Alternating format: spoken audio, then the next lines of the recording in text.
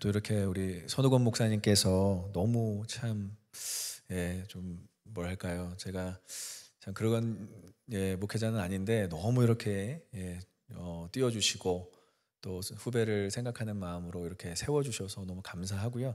제가 뒤에서 놀랐던 것은 5월에 제가 선포했던 말씀을 우리 담임 목사님께서 기억하신다는 게 제가 놀랍습니다. 그래서 참 이래서 세종 온누리교회가 부흥할 수밖에 없구나라는 생각을 하면서 목사님께서 이렇게 말씀을 사모하시니까 우리 성도분들도 말씀을 사모하시고 또 기도하시는 분들만 모인 교회, 세종 온누리교회구나라는 걸 다시 한번 느꼈습니다. 5월에 왔을 때보다 여러분들의 얼굴이 더욱더 밝아지고 더욱더 아름다워지신 것 같습니다. 믿으십니까? 그 이유는 뭐 다른 이유도 있겠지만 무엇보다도 하나님을 예배하시기 때문에 그렇게 아름다워지시는 줄 믿습니다. 그래서 우리 좌우 앞뒤 분들하고 한번 인사하겠습니다. 하나님을 예배하는 당신이 아름답습니다. 무엇보다도 하나님을 예배하는 예배자가 가장 아름답고 빛날 줄 믿습니다. 잠깐 기도하겠습니다. 하나님 감사합니다. 이 시간에 말씀하시는 분은 성령 하나님이신 줄 믿습니다. 부족한 종의 모습은 그리스도 예수의 보혈로 가려주시고 오직 복음만이 선포되는 시간, 예수 그리스도의 이름만이 전파되는 시간 되게 하여 주시옵소서. 오늘 선포되는 말씀을 통해 우리 성도들의 마음 가운데 심겨진 그 놀라운 말씀의 비밀이 30배, 60배, 100배의 열매를 맺게 하여 주시고 우리의 삶 가운데 놀라운 승리와 회복과 치유의 역사로 나타내는 놀라운 은혜가 있게 하여 주시옵소서. 함께 하실 줄 믿사오며 이 모든 말씀 우리 주 예수 그리스도 이름 받들어 기도드리옵나이다. 아멘. 오늘 설교의 제목처럼 이름, 우리가 믿는 이름은 예수 그리스도입니다. 그래서 여러분들 다 이름을 가지고 계시죠. 이름이 너무 중요합니다. 이름은 그 사람이 어떻게 살아갈 수 있는지 그리고 어떠한 삶을 사는지를 전반적으로 나타내주고 있는 것 같습니다. 저도 제가 어렸을 때 제 이름에 대해서 의미를 잘 알지 못하다가 충만이라는 이름이 참 성경에 어마어마한 의미를 가지고 있구나라는 것을 제가 조금 초등학교 시절에 알게 되었습니다. 아버지가 저에게 이 이름을 주셨던 것은 특별히 그 충만이라는 의미대로 은혜 충만, 말씀 충만, 기도 충만하라고 주셨는데 그 이름에 부합하지 못하고 참 여러 가지로 제가 어렸을 때는 그 이름에 부합하지 못하고 그 이름의 의미를 퇴색시켰던 것 같습니다. 제가 어렸을 때 우리 그 초등학교 시절에 김을 너무 좋아하다 보니까 친구들이 저에게 다른 별명이 아닌 김을 많이 먹는 김충만이다 라고 이렇게 불렀던 기억이 납니다. 이게 아닌데 나는 김을 많이 먹어서 김충만이 아니라 난 성령 충만, 말씀 충만, 기도 충만해야 되는데 그것이 잘 제 안에서 이렇게 드러나지 않음에 좀 속상했던 적이 있었습니다. 그리고 제가 이제 고등학교 시절에는 제가 이게 작은 눈을 가지고도 과감하게 뿔테 안경을 썼습니다. 그러다 보니까 이제 선생님들이 이제 수업 시간에 자꾸 조는 줄 알고 저를 이렇게 깨워주셨어요. 한 선생님께서 저를 딱 깨우면서 너는 이제부터 김충만이 아니라 잠충만으로 불러야 되겠다라고 하시는 거예요. 제가 그것을 듣고 너무 속상했습니다. 내가 이렇게 살면 안 되는데 내가 그냥 단순히 김을 좋아하는 김충만, 잠을 좋아하는 잠충만이 아니라 성령 충만해야 되는데 그러한 이름의 부담감을 가지고 그래도 말씀 읽고 기도하고 성령 충만하려 노력했더니 어느덧 이렇게 그래도 하나님께서 쓰임받는 목회자가 되었음에 또 감사를 드립니다. 이렇게 이름은 너무나 중요해요. 우리가 하나님 앞에서 어떻게 살아가고자 하는 어떠한 방향이 될 수 있고요. 우리의 목적이 될 수 있기 때문에 이름은 너무나 중요합니다. 특별히 성경에서 나오는 이름 중에 당연히 우리가 믿고 의지하는 이름 누구입니까? 바로 예수 그리스도의 이름이 우리의 신앙생활 가운데서는 너무나 중요한 것을 떠나서 가장 붙들어야 할 이름인 줄 믿습니다. 그 이름에 소망을 두시고요. 그 이름에 여러분들의 삶의 목적을 두시길 오늘 이 밤에 간절히 축원하고 축복합니다. 그래서 오늘 본문을 전반적으로 살펴보면 성전 미문에 앉아있는 자가 있었다라고 해요. 근데 오늘 사도행전의 저자인 누가는 의사였기 때문에 이 성전 미문에 앉아있는 안진뱅이가 후천적이 아니라 선천적으로 안진뱅이였다라는 것을 우리에게 소개해주고 있습니다. 선천적인 병이 얼마나 힘들었을까요? 여러분 생각해 보십시오. 태어나면서부터 조금도 걷지 못하고 계속 앉아서 생활을 하고 앉아서 삶을 살 수밖에 없는, 그래서 그에게 유일한 경제 활동은 오늘 등장하는 예루살렘 미문 앞에서 구걸을 할 수밖에 없는 삶을 살 수밖에 없는 그런 자였습니다. 너무나 반전인 것은 오늘 예루살렘의 미문, 어떻게 보면 그 성전을 대표하는 가장 아름다운 문인데 이 사람은 그렇게 아름답지 못했습니다. 그리고 이 당시에 성전에 들어올 자격이 박탈당하는 안진뱅이였다는 것이죠. 그래서 이 사람이 할 수 있는 것은 구걸이었는데 이것도 자의적인 것이 아니라 타의적인 거예요. 오늘 본문을 보니까 이 사람에 대해서 안타깝게 생각하는 사람들이 이가 경제활동을 유지할 수 있도록, 이가 굶지 않도록, 이가 어떻게든 하루라도 먹을 수 있는 양식을 구할 수 있도록 구걸할 수 있게 그 문에 데려다 주었다라는 것이 오늘 본문의 포인트이기도 합니다. 여러분, 선천적 결핍을 가지고 있는 그러한 상황이라면 우리는 어떻게 삶을 대하겠습니까? 우리가 뭔가 적극적으로 뭔가를 할 수 없고 능동적으로 무언가를 할 수 없다면 누군가의 도움이 가장 필요할 때라고 생각합니다. 그러나 오늘 본문에서 조금 우리가 집중해서 봐야 할 것은 과연 이것이, 이 도움이 이 사람을 위한 도움이었나라는 것을 생각해 볼 필요가 있다는 것이죠. 여러분, 안진뱅이가 가장 필요한 것은 무엇입니까? 일어나는 것이죠. 걷는 것이죠. 무엇보다도 성전 앞에 있다면 성전에 들어가서 하나님을 예배하고 기도하고 말씀을 듣는 것이죠. 그러나 이를 그냥 불쌍하게 여긴 사람들은 그것을 간과해서, 물론 좋은 도움이지만 그렇게 구걸이나 하는 인생으로 살게 내버려 두었다라는 것입니다. 때로는 우리가 인간적인 마음으로 누군가를 도와줄 때 이렇게 잘못된 방향으로 도움을 줄 수 있다는 것을 오늘 본문에서 인지하셔야 하는 것입니다. 오늘 사도행전의 저자 누가는 이 부분을 우리에게 굳이 전달하고 있어요. 이 사람은 자의적으로 성전 미문에서 구걸한 자가 아니라 누군가의 손에 이끌려 물론 도움은 받았지만 정말 필요한 것을 잃을 정도로, 정말 자신이 무엇이 간절히 필요한 것을 잊어버릴 정도로 타의적으로 살아왔다는 것이죠. 그것이 우리에게는 이 사람을 보는 마음이 더욱더 안타깝게 만든 내용이기도 합니다.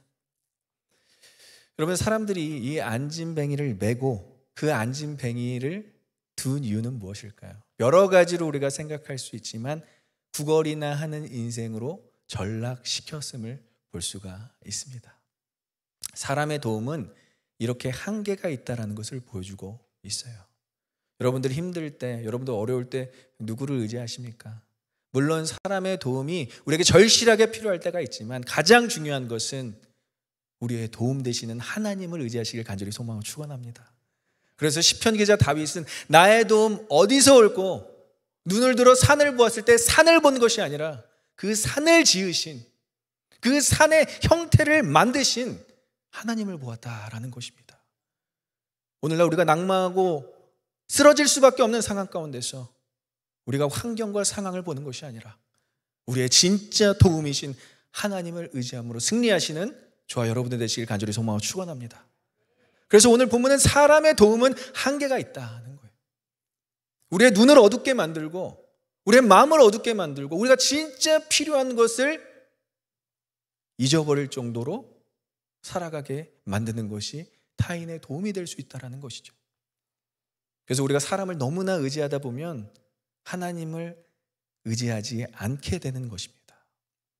여러분, 하나님 의지하십니까? 하나님 믿으십니까? 문제보다 상황보다 환경보다 더 높으신 하나님을 의지하심으로 진정한 마음의 평안을 누리시길 간절히 소망하고 축원합니다. 오늘 그래서 이런 총체적인 영적 전쟁으로 오늘 본문을 시작하고 있어요. 너무나 놀라운 것은 이 사건이 바로 성령 강림, 오순절 바로 다음 연결되는 사건이라는 것입니다. 그러니까 이 영적 전쟁은 말로 표현할 수가 없는 거예요. 성전에 앉아 있는 그 안진뱅이는 영적으로 어두울 뿐만이 아니라 마치 예루살렘 성전의 어떠함을, 예루살렘 성전에 잘못 가고 있음을 대표하는 인물이기도 한다는 거예요. 40년을 안진뱅이로 살았다라는 것 자체가 엄청난 어둠 가운데 살았다라는 것을 증명하고 있습니다. 그래서 그는 평상시처럼 베드로와 요한이 이제 성전에 들어가는 모습을 봅니다. 자신이 타의적으로 앉아 있지만 베드로와 요한이 눈에 들어왔습니다. 그리고 우리에게 도움을 요청하는 그 사람들처럼 마치 사도 베드로와 사도 요한이 자신에게 도움을 줄 것이라는 것을 간절히 소망합니다. 제가 아까 얘기했던 것처럼 우리에게 도움을 요청하는 자들에게 여러분 무엇을 줄 수 있겠습니까? 실질적인 도움과 근본적인 도움, 여러 가지의 도움을 줄 수 있을 것입니다.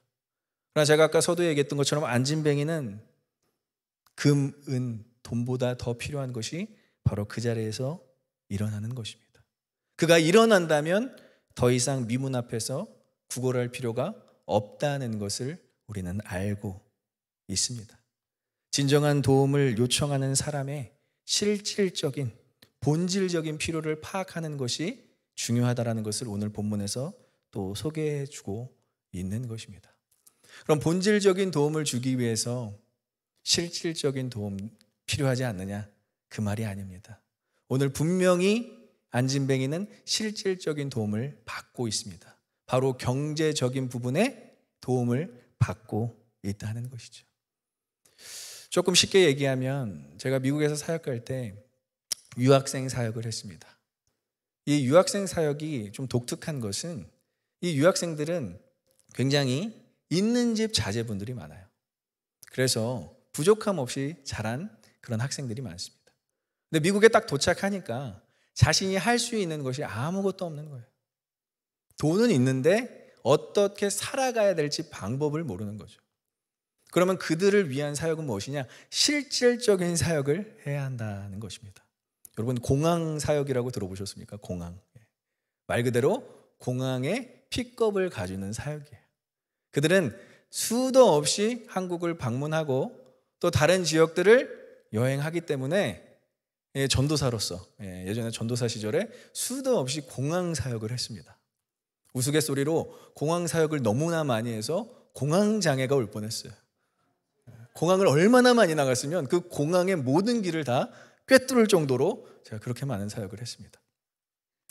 그리고 한국에서 혹시 여러분들 들어보셨는지 모르겠지만 장보기 사역이라고 아십니까? 장보기. 제가 참 미국에서 차가 없으면 안 된다라는 것을 많이 느끼곤 합니다. 차가 없으면 조금도 걸어서 장을 볼 수가 없어요. 그것을 제일 뼈저리게 느끼는 때가 바로 유학생이 처음 미국을 방문했을 때입니다. 그럼 그 유학생은 먹을 것을 사기 위해서 반드시 차가 필요한데 그때 당시에 차를 구입하려면 돈도 필요하고 크레딧도 필요합니다. 그러니까 차가 한 몇 달 내지 혹은 몇 년이 없게 되는 상황이 있을 수 있다는 것이죠. 그럼 그를 누가 도와주죠? 바로 교회 전도사 혹은 목사님들이 그들을 도와주곤 합니다. 그래서 장보기 사역을 또 수년간 했어요. 장보기 사역도 쉽지 않은 게 가끔은 이 친구들이 사지 말아야 될 물건들을 사고 그리고 정말 이 담지 않아야 되는 물건들을 담을 땐 제가 가차없이 또 그것을 제재하기도 했습니다. 여러 가지 사역들을 통해서 이들에게 실질적인 도움을 주어야 마음을 열고 복음을 듣겠구나라는 것을 그때 당시에 깨닫게 되었어요. 여러분 제가 우리 세종 온누리 교회가 새생명 축제를 했다고 들었어요. 그것은 여러분들 말 그대로 이웃들에게 전하는 실질적인 도움인 거예요. 한번 와볼래? 우리 교회 와서 이러한 프로그램이 있어. 이런 교제를 할 수 있어. 이런 사람들이 있어. 그리고 이런 축제를 해. 이거는 그들의 마음을 열 수 있는 실질적 도움이라는 것이죠. 그러나 여러분들이 간과하지 않아야 되는 것은 그 실질적 도움으로 인해서 마음이 열린 상태에 누가 심겨져야 되느냐? 반드시 예수 그리스도 본질적 도움이 그들에게 심겨져야 할 줄 믿습니다. 그러니까 실질적 본질적 그 도움을 따로 떼어내서는 안 된다는 것이에요. 오늘 본문에서는 분명히 이 안진뱅이가 실질적 도움을 받고 있지만 본질적 도움이 너무나 필요하다라는 것이죠. 그럼 실질적 도움과 본질적 도움을 따로 떼어낼 수 없고 실질적 도움과 본질적 도움이 같이 병행되어야 복음이 심겨질 수 있다는 것입니다. 여러분들은 복음 전파를 위해서 주변 사람들에게 어떠한 실질적 도움을 주십니까? 사도행전 2장에 보면 성령 충만한 공동체가 코이노니아를 이루었다라고 이야기해요. 코이노니아는 헬라어로 교제를 의미하는데 교제는 단순히 3-3-5에 모여서 대화를 나누는 수준으로 명명하진 않습니다. 그것은 분명히 쉐어링, 나눔과 프로바이딩, 공급을 의미하고 있어요. 실질적인 나눔, 실질적인 공급이 이루어졌을 때 복음이 확장될 수 있었다라는 것입니다. 여러분들 지역 사회를 위해서 수고하는 것, 더 소규모의 그 가정에 충실하고 수고하고 봉사하는 헌신하는 것, 다 하나님 나라의 확장을 이루는 방편이 될 줄 믿습니다. 그래서 우리가 방법을 논하기보다 우리가 어떻게 사람들에게 실질적 도움을 줄까, 그리고 어떻게 본질적 도움을 전달할까가 중요한 우리의 노력이 될 수 있다는 것이죠. 그래서 실질적 도움은 그 사람의 마음을 여는 전초 작업이라고 할 수 있습니다.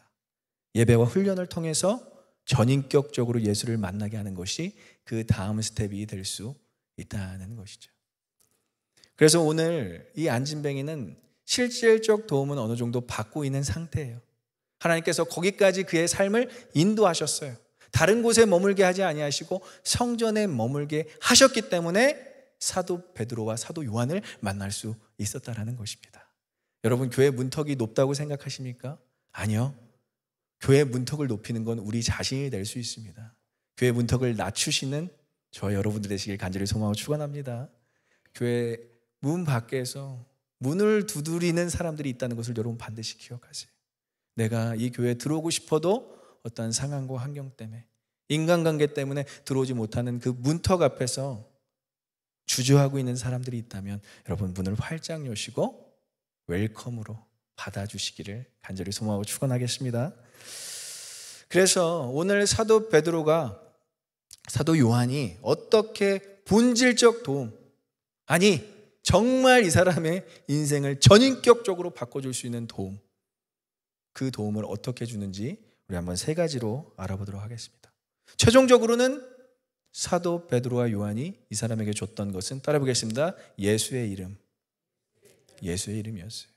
그래서 이 예수의 이름을 선포하기 위해서, 이 예수의 이름을 주기 위해서 첫 번째 필요한 것은 집중시키기입니다. 우리 한번 4절을 같이 읽어보겠습니다. 시작. 베드로가 요한과 더불어 주목하여 이르되 우리를 보라, 우리를 보라.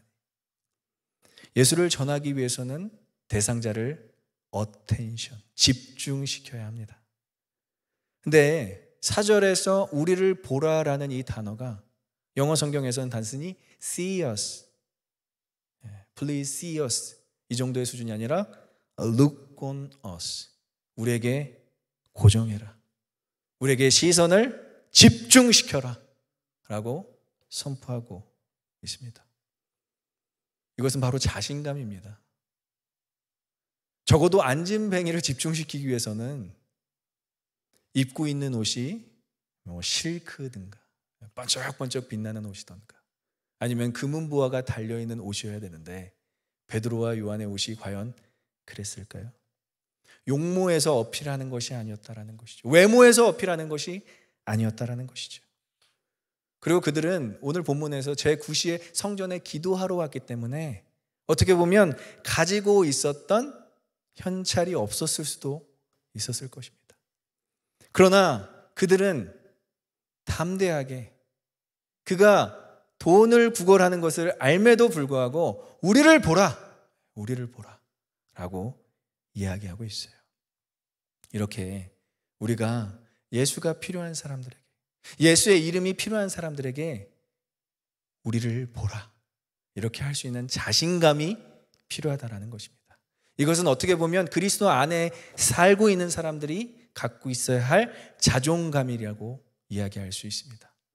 여러분들 크리스천으로서 자랑스러우십니까? 여러분 예수 믿는 것이 자랑스러우세요? 아멘이 좀 적은 것 같은데 자랑스러우시길 간절히 소망합니다. 자존감이 낮아지면 안 돼요. 이 코로나 이후에 예수 믿는 것이 마치 좀 부끄럽고 교회 다니는 것이 좀 남들에게 이야기하기 좀 꺼려지고 이런 시대와의 어떤 그 상황 가운데서 우리는 그것을 극복하고 그것을 뛰어넘어야 되는 믿음이 필요하다라는 것이죠. 제가 오늘날 이렇게 목회직을 수행할 수 있었던 것은 저의 중고등학교 시절의 신앙생활이 저를 붙잡아주고 있기 때문에 그렇습니다. 중고등학교 시절에 정말 하나님께서 한국교회에 어마어마한 부흥을 주셨어요. 90년대였거든요. 정말 찬양 집회가 어떠한 고등학교 축제보다, 어떠한 가수의 콘서트보다 훨씬 더 청소년들이 많이 몰렸어요. 정말로. 그때 자료들이 아마 많이 있을 것입니다. 저는 그때만 생각하면 아직도 가슴이 설레요. 와, 찬양을 하는데 정말 어떻게 보면은 믿음이 없는, 예수를 모르는 그런 정말 언니, 오빠, 형, 누나를 좋아하는 무리들이 그저 왔다가 찬양을 듣고 은혜 받아서 예수를 믿은 케이스들이 많다라는 거예요. 그래서 저는 이제 군대도 여기 한국에서 병장 전역을 했는데 군부대 역시도 여러분 위문 공연을 휩쓸었던 그런 단체나 팀들이 지금 열심히 활동하는 아이돌 팀들이 아니에요. 교회 찬양팀들이 군인들을 찾아가서 엄청난 부흥을 이뤘습니다. 근데 그때 참 외모도 곱고 찬양도 잘하는 자매들이 자신들의 외모를 어필한 게 아니라 자신들의 노래 실력, 뭔가 할 수 있는 것들을 자랑한 게 아니라 예수 그리스도만을 전했기에 그때 많은 군인 장병들이 은혜를 받고 돌아온 케이스들이 정말로 있었다라는 것이죠. 그러나 이러한 시대적 부흥과는 상관이 없이 만약 우리가 지금 그렇지 않은 시대를 살고 있더라도 우리는 예수 그리스도 안에서 자존감이 반드시 회복되어야 할 줄 믿습니다. 왜냐? 우리의 삶 가운데서 일하시는 하나님 때문이라도 우리는 자존감이 날마다 소생될 수 있다는 거예요. 자존감이 다시 회복될 수 있다는 거예요.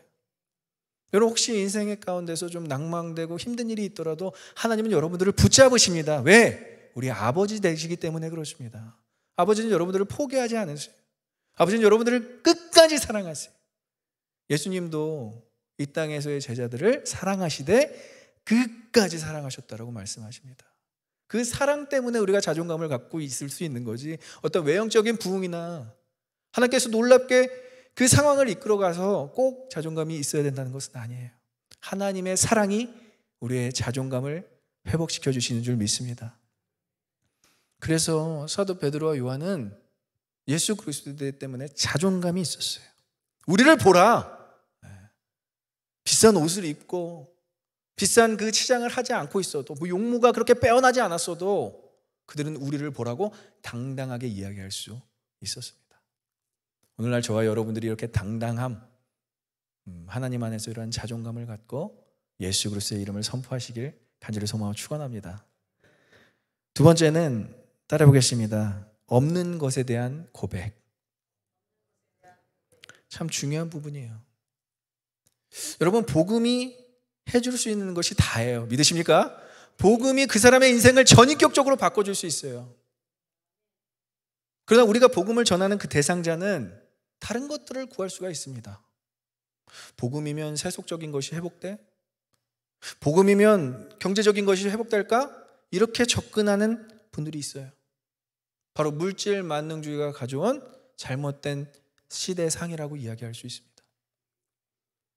그러나 오늘 사도 베드로는 그리고 사도 요한은 자신들이 할 수 없는 것, 자신들이 복음으로 복음이면 다 되지만 그 사람이 원하는 것은 복음이 실질적으로 전달돼야 되기 때문에 자신들이 인본주의적으로 자신들이 물질적으로 해줄 수 없는 것에 대해서 진실되게 고백하는 거예요.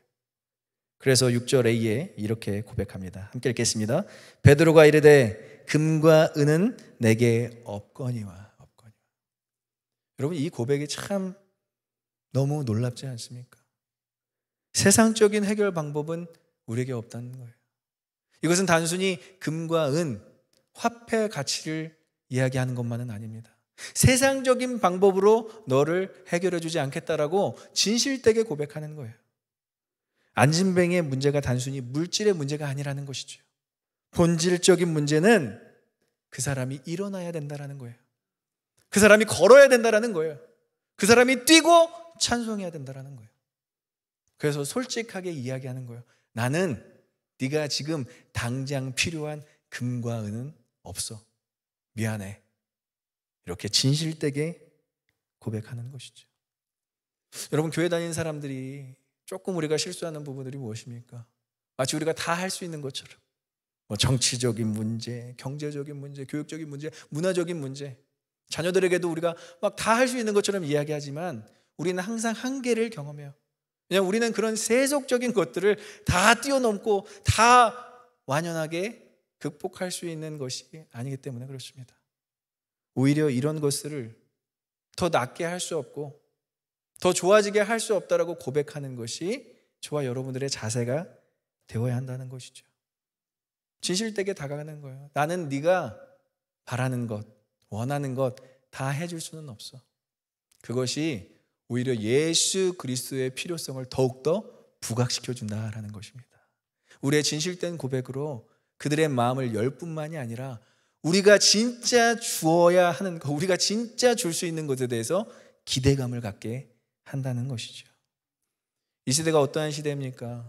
참 제가 젊은, 아까 우리 목사님께서 말씀하셨지만 젊은 세대를 목회하고 있어요. 참 성경에 나오는 것처럼 육신의 정욕, 안목의 정욕, 이생의 자랑이 가득가득한 세대를 목회하고 있습니다. 여러분, 자랑, 그 소셜 네트워크가 자랑을 하기 위한 방편인 것을 여러분 아십니까? 이 SNS에 자신이 부족하고 자신이 연약함을 사진에 올려서 업로드하는 사람은 없어요. 그것을 피드에 올리는 사람은 없다라는 거예요. 없지만 영끌이라고 아시죠? 영혼까지 끌어모아서 내가 가지고 있는 그 하나를 자랑하기 위해서 젊은 세대들은 최선을 다합니다. 그런데 그렇게 영끌해서 표면적으로만 잘 살아 보이게 하는 것이 얼마나 허무하고 얼마나 참 무의미한지 몰라요. 그래서 OECD 국가 중에서 청소년, 청년 자살률이 가장 높은 나라가 우리 대한민국이지 않겠습니까? 안타까운 부분이라는 것이죠. 그러나 그들이 정말 원하는 것, 세상에서 잘 나가고 정말 많은 사람들이 부러워하는 인생을 살게끔 복음을 전하는 것이 아니라 그건 우리가 해줄 수 없어. No. 그건 우리가 해줄 수 없어. 하지만 진짜 중요한 생명을 줄게. 진짜 중요한 복음의 가치를 너에게 심어줄게. 진짜 중요한 영원한 생명을 얻게 해줄게. 이것이 우리의 고백이 되어야 할 줄 믿습니다. 그러니까 없는 것에 대해서, 할 수 없는 것에 대해서 진실되게 고백하자고요. 그리고 그것이 진짜가 아님을, 그러한 삶의 가치관이 잘못 가고 있음을 반드시 이야기해 줘야 된다라는 것입니다. 이렇게 진실되게 우리가 할 수 없는 인본주의적인 것, 잘못된 가치로 살아가고 있는 것에 대해서 이야기를 해줄 때 오히려 진정한 가치, 그러면 예수 그리스도는 무엇을 해줄 수 있는 데에 대해서 집중하기 시작한다는 것이죠. 이 대화는 굉장히 짧지만 순간적으로 일어난 대화지만 지금 안진뱅이는 이 얘기를 듣고 허무하기도 하지만 엄청난 기대를 갖게 되는 것입니다. 당연히 자신을 불쌍히 여겨서 금과 은을 줄 줄 알았던 사람이 나는 금과 은이 없어. 더 중요한 걸 줄게. 라고 접근하는 순간 이 안진뱅이에게는 더욱더 큰 소원이 생기는 것입니다. 우리가 가지고 있는 마음의 소망, 그 소망은 다른 사람들에게 부러움의 대상이 되어야 되는 거예요. 믿지 않는 사람들에게 궁금한 부분이 되어야 한다는 거예요. 너는 어떻게 그렇게 행복할 수 있어? 너는 어떻게 그렇게 평안할 수 있어? 여러분 그런 이야기를 들으십니까? 안 들으신다면 한번 여러분들의 신앙을 점검해 보셔야 돼요. 오늘부터라도 주변인들에게 당신은 어떻게 평안할 수 있습니까? 당신은 문제가 하나도 해결돼 보이지 않는데 어떻게 그렇게 자유할 수 있습니까? 예수님 때문에 그렇습니다 라고 얘기할 수 있는 우리가 되길 간절히 소망하고 축원합니다. 상황과 환경이 좋아서 좋은 사람들이 아니에요. 우리는 영생이 있기 때문에 그렇습니다. 영원한 생명이 우리에게 있고, 제가 참 지난 5월 달에 와서 저녁 예배 가운데 말씀을 선포하고 기도할 때 엄청난 평안이 임했어요. 그 평안이 주어졌던 것은 다른 것이 아니라 여러분들의 기도 소리 때문에 제가 평안을 얻었습니다. 사실 모르겠어요. 이게 이제 뭐 유튜브에서 전국구로 나갈 수 있지만 기도하는 교회가 그렇게 많지 않아요. 여러분 기도는 우리의 호흡인 줄 믿습니다. 기도하는 교회는 하나님께서 일하시는 줄 믿습니다. 아까도 목사님께서 기도하자고 이렇게 딱 선포하는 순간 정말 그 천상의 소리가 울려 퍼지는데, 뭐 찬양 소리도 물론 천상의 하모니지만 기도 소리가 하나님께서 받으시기 흠양할 정도로 너무나 기쁜 소리였기에 우리 세종 온누리교회가 이렇게 쓰임받는 교회인 줄 믿습니다. 여러분들의 기도 소리를 하나도 빠짐없이 하나님께서 들으신다는 거예요. 너는 내게 부르짖으라 내가 내게 응답하겠고 내가 알지 못하는 크고 비밀한 일을 내게 보이리라. 믿으십니까? 우리가 크고 비밀한 일을 보려면 우리가 부르짖어야 할 줄 믿습니다. 그래서 오히려 설교를 전하러 왔다가 제가 은혜를 받고 갔어요. 그날 얼마나 은혜를 받았는지 몰라요. 그래서 더 기도하고 싶었는데 목사님께서 저를 이렇게 불러서 사무실로 잠깐 미팅을 하시면 그것도 너무 감사했어요. 제 스케줄을 아시고 그렇게 배려해 주셨다는 거 압니다. 여러분 기도하시길 소망합니다. 기도만이 이 가치를 알게 해요. 아, 세상 것 다 무지로 없구나. 전도서에서 이야기하는 것 우리가 너무나 공감하잖아요. 헛되고 헛되니 모든 것이 헛되다. 청년아, 공고한 때가 이르기 전에 너의 주 창조주 하나님을 기억하라. 믿으십니까? 우리가 젊은이들에게, 청년들에게 진짜 전해야 될 복음은 무엇입니까? 세상 헛되다라는 거, 짧다라는 거예요. 너의 창조주 하나님만이 너를 책임질 수 있다라는 것, 그것을 담대하게 선포하시길 간절히 소망하고 축원합니다.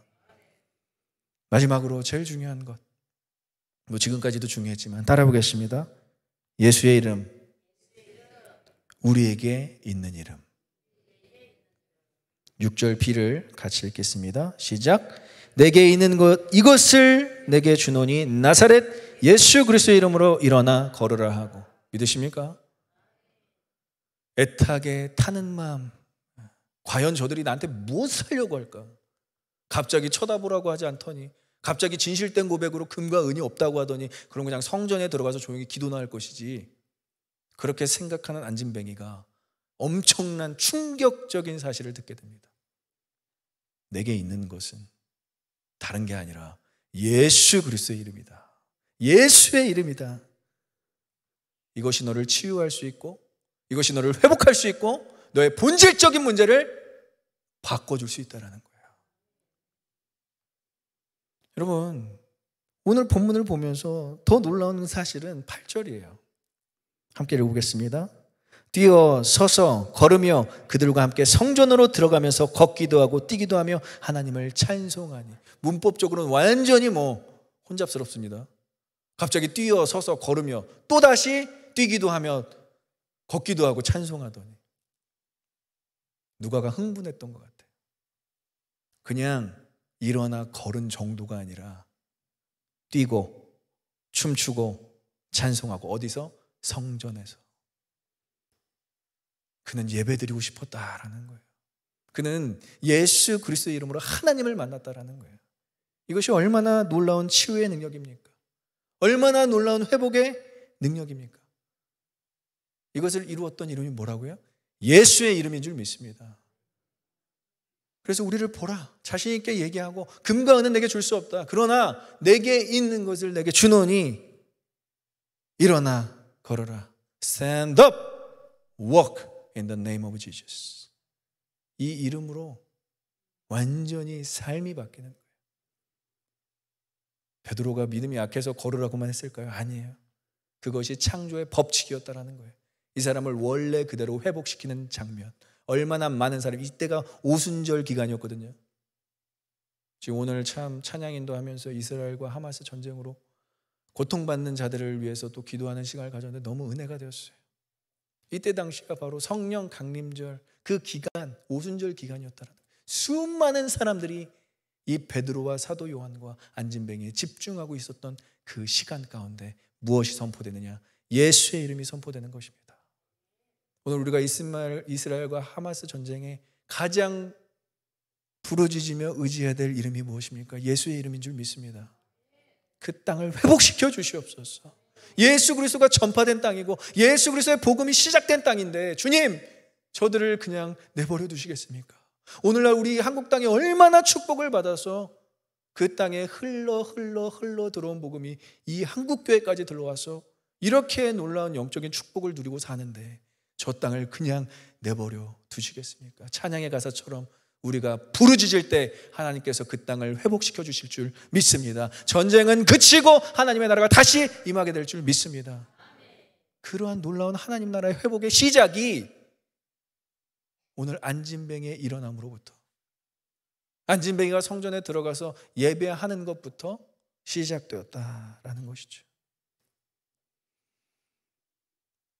오늘 본문에서 여러분들이 또 기억하셔야 될 한 가지 사실을 전달하고 말씀을 마치겠습니다. 예수의 이름은 선포하는 것은 맞아요. 우리가 날마다 선포하며 부르짖고 기도해야 할 줄 믿습니다. 그리고 그 이름으로 승리해야 되죠. 그러나 오늘 중요한 것, 본문에서 가장 집중해서 봐야 할 것은 이 이름을 누군가에게 주었다라는 거예요. 디도미, 헬라어 단어 주다, 누군가에게 전달해 주다. 여러분, 예수의 이름을 우리만 소유하겠습니까? 이 놀라운 능력, 치유의 능력, 회복의 능력, 이것을 우리만 소유하겠습니까? 아니면 내가 가장 사랑하는 사람에게 나눠주겠습니까? 우리가 예수의 이름을 전해야 될 이유가 바로 이 때문에 그렇어요. 예수의 이름은 우리가 줄 수 있는 이름입니다. 믿으십니까? 우리가 주고 그 사람들도 복 받고 그 사람들도 치유와 회복을 경험하게 할 수 있는 이름이기 때문에 오늘 베드로가 고백하는 것처럼 내게 있는 이름을 내게 주노니 예수의 이름으로 일어나 걸으라. 이것이 우리의 선포가 되어야 할 줄 믿습니다.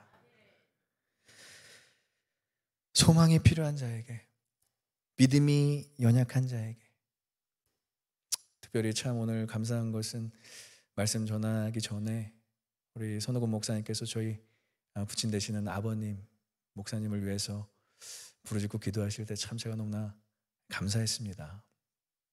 사실 제가 한국 방문 어려운 시기 가운데 와서 좀 믿음이 약해지는 이때에 사실 이 선포는 저에게 하는 선포거든요. 오늘 말씀은 사실 저에게 제일 필요한 말씀인 것 같아요. 내게 있는 것이 무엇인가라고 확인하는 시간이었고 또 더 확신할 수 있는 시간이었기에, 그러다 오늘 말씀 준비하면서 이 이름을 누군가가 나에게 상기시켜 줄 수 있구나, 누군가 나에게 전달해 줄 수 있구나,